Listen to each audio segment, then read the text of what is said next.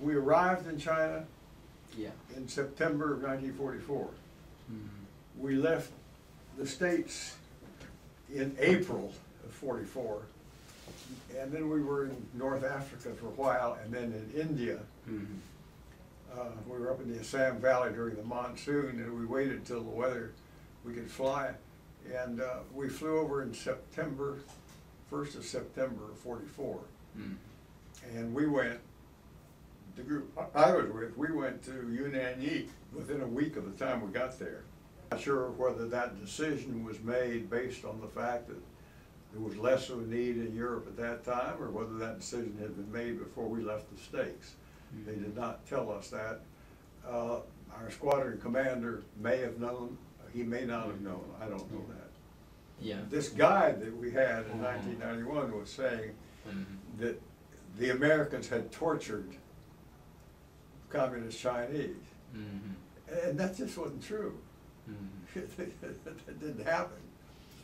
And I had no reason to. Actually, we cooperated with them in the sense that they helped us get pilots out and so on. In the same way that, you know, that Ho Chi Minh was a big help to us. If a pilot went out up in the mountains in Vietnam, he would probably get back up the Ho Chi Minh Trail, because Ho Chi Minh and the French in Indochina were not fond of the Japanese. You know, the Japanese were not popular with either the Vietnamese, the Indo-Chinese people, or with the French, the Vichy French who were there. In Jiangsu province near the coast. And my mother is from Jiangxi province, a place that I describe as the Kansas of China, and sort of very far from the bright lights.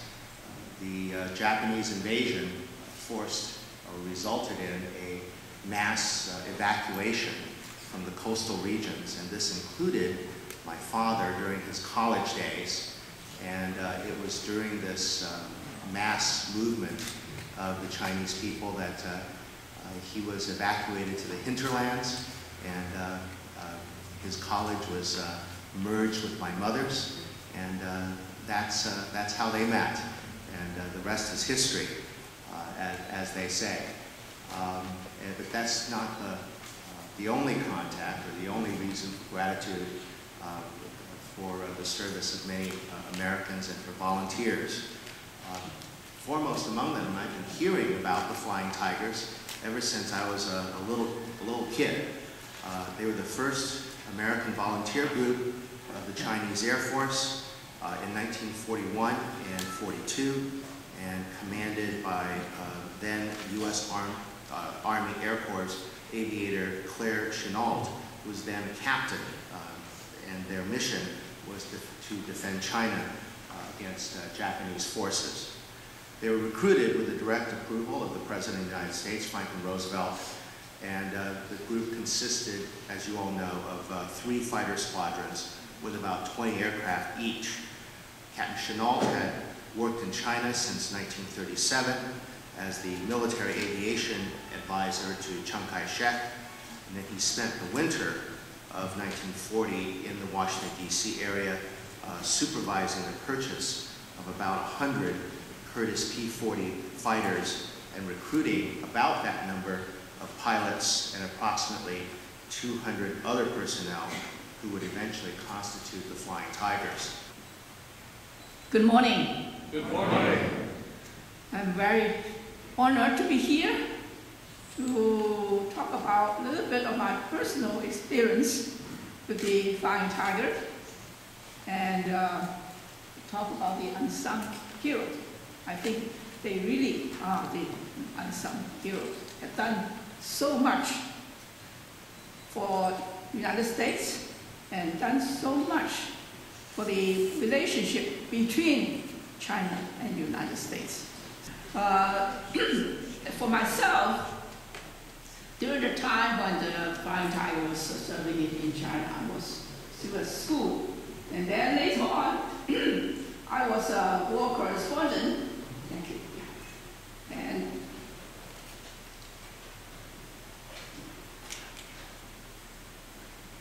I had the opportunity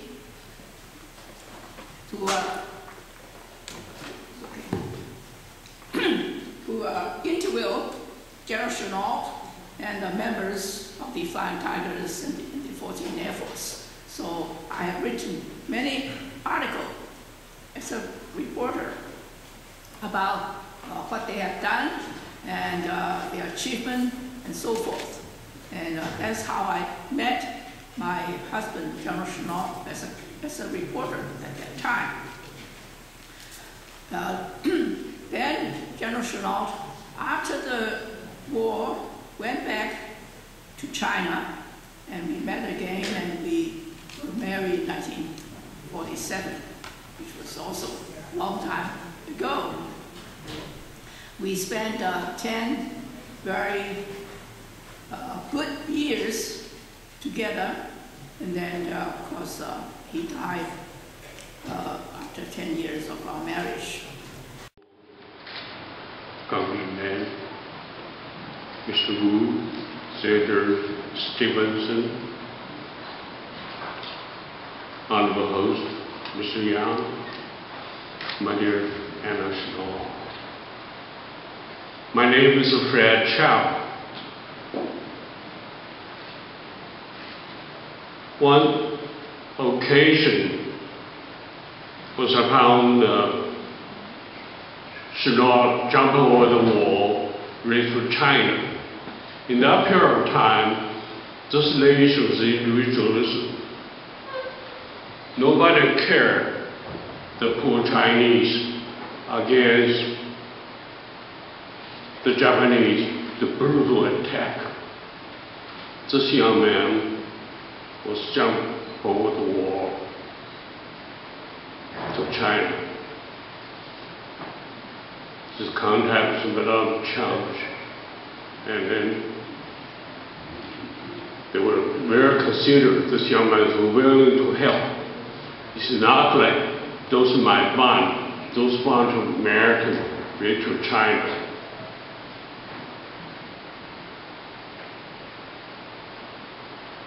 So Madame Chang understand cultural background and let them evaluate the entirely Chinese Air Force. That's why Mr. Chen was mentioned.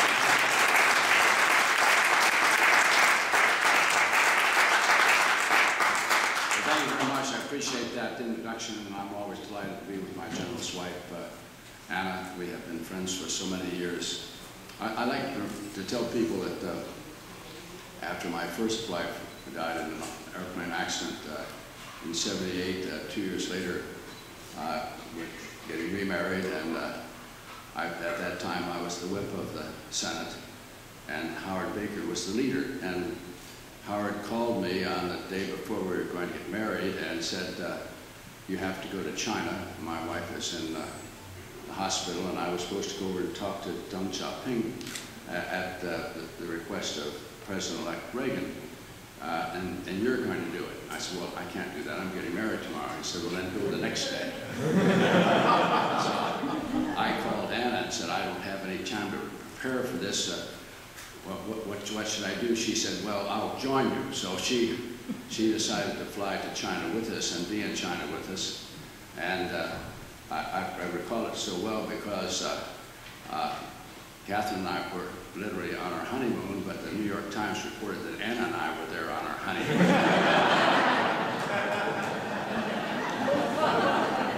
It's the little things of history that stay with you.